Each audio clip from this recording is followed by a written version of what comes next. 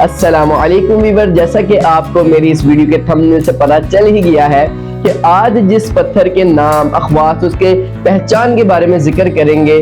आज जिस पत्थर को हमने चुना है, जिसके नाम इसके पहचान और इसके अखवास के बारे में जिक्र करेंगे, वो है याकूत। याकूत को बेसिकली मुख्तलिफ जुबानों में मुख्तलिफ नामों से भी जाना जाता है। तो इस वीडियो में इंशाल्लाह ताला हम इसकी पूरी जो याकूत के बारे में जो तमाम तरह इंफॉर्मेशन है वो हम आपको देंगे। तो मेरे वीडियो के साथ बने रहिए। अगर तो आप मेरे यूट्यूब चैनल पर नए हैं तो मेरे यूट्यूब चैनल को लाइक करें, सब्सक्राइब करें और बेल आइकन को जरूर दबाएं ताकि मेरी अगली वीडियो जैसे ही आए वो आप तक बआसानी तक पहुंच जाए। जी तो वीडियो को स्टार्ट करते हैं। सबसे पहले हम बात करते हैं याकूत के नामों की। तो याकूत को मुख्तलिफ ज़बानों में मुख्तलिफ नामों से जाना जाता है। और अगर मैं बात करूं कि याकूत को हिंदी जुबान में मांग कहते हैं, संस्कृत में इसको मांकिया पदम राह कहते हैं और इंग्लिश में ओबिस और रोमन कहते हैं। जी वर, तो ये नाम बहुत मुश्किल है, मैंने भी बहुत टाइम लगा कि ये नाम याद किए हैं। और अगर हम याकूत के रंगों की बात करें तो इस दुनिया में याकूत के बहुत से रंग पाए जाते हैं, जिनमें लाल, पीला, नीला, हरा और सफेद। और बहुत से लोग इसको महंगा करके बेचने के लिए मुख्तलिफ धातुओं को मिलाते हैं। और इसमें याकूत को जो कलर आता है, याकूत को जब वो बनाते हैं, खुद साख्ता जो याकूत होता है बहुत ही खूबसूरत होता है, जिससे इसकी कीमत में और ज्यादा इजाफा हो जाता है। और अगर इसके मिजाज के हवाले से बात करें तो ये पत्थर सर्द और खुश्क है। जी तो मसलन के जैसे कि बहुत से ऐसे लोग होते हैं कि यार ये मैंने अंगूठी पहन ली है, इसने मुझे नफा दिया है। बहुत से लोग ऐसे कहते हैं यार मैंने ये अंगूठी पहन लिया और इसने मुझे नुकसान दे दिया। बेशक नफा नुकसान अल्लाह के हाथ में है। हमारे पास बहुत से ऐसे अहादीस भी मौजूद हैं कि जिनमें इन पत्थरों का जिक्र भी है। जैसे कि मिसाल के तौर पर एक वाकया है कि हजरत अली अलैहिस्सलाम अपने असहाब के साथ कहीं पे जा रहे थे, तो रास्ते में उन्होंने देखा कि मैयत एक लाश है कि जिसके हाथ में एक अंगूठी है, अकीक की अंगूठी है। तो हजरत अली ने अपने असहाब से फरमाया कि जाओ इसके हाथ से वो अंगूठी उतार के लेके आओ। जब वो अंगूठी उतार के वापस लेके आए तो हजरत अली अलैहिस्सलाम उसको हाथ में पकड़ा, उससे फरमाया क्या तुमने भी इसकी हिफाजत नहीं की? तो जो पत्थर है उसने इजाज़त खुदा से हजरत अली अलैहिस्सलाम से बात की कि या अली मैं अकीक नहीं हूँ।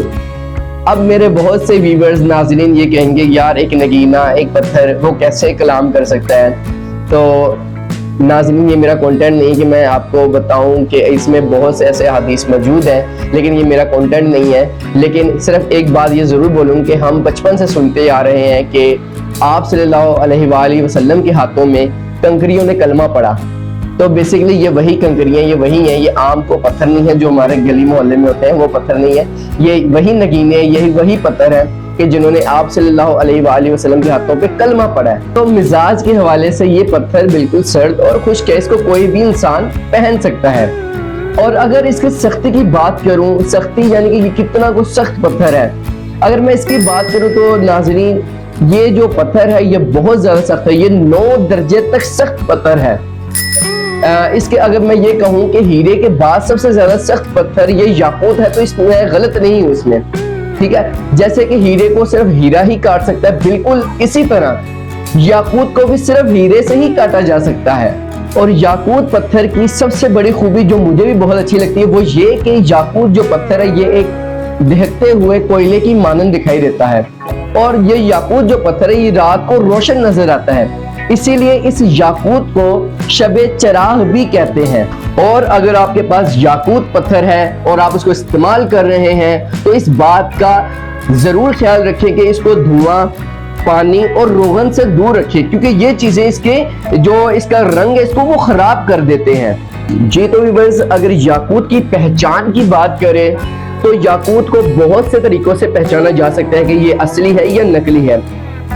सबसे पहले मैं आपको ये एक बात बता दूं कि याकूत बहुत से दूसरे नगीनों से मिलता जुलता है, जैसे कि पुखराज वगैरह से मिल जाता है ये।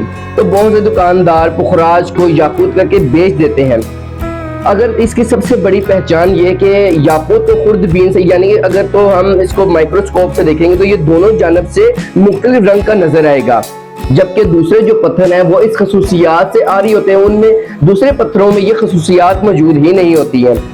और दूसरी इसकी खसूसियत ये है कि याकूत पत्थर को सिर्फ अलमास से ही हम काट सकते हैं। अगर याकूत अलमास यानी हीरे के अलावा किसी और पत्थर से कट जाए तो इसको याकूत नहीं समझा जाता, बल्कि याकूत नीलम, जुमर्द और पुखराज को काट सकता है। याकूत की तीसरी बड़ी निशानी यह है कि अगर तो याकूत की शुआएं फिल्टर पेपर से पार हो जाएं तो भी इसको नकली समझा जाता है। अगर याकूत जो है इसमें कोई चीरा हो, इसका रंग दूधिया हो, इसका रंग स्याह हो, दागदार हो, जर्दी माइल हो, तो इसे भी नाकिस और बेकार समझा जाता है। जी तो व्यूअर्स, ये थी मेरी आज की वीडियो। मेरी वीडियो आपको कैसे लगी कमेंट करके जरूर बताएं। मिलते हैं अगले वीडियो में, तब तक के लिए मुझे इजाजत दें। अल्लाह हाफिज।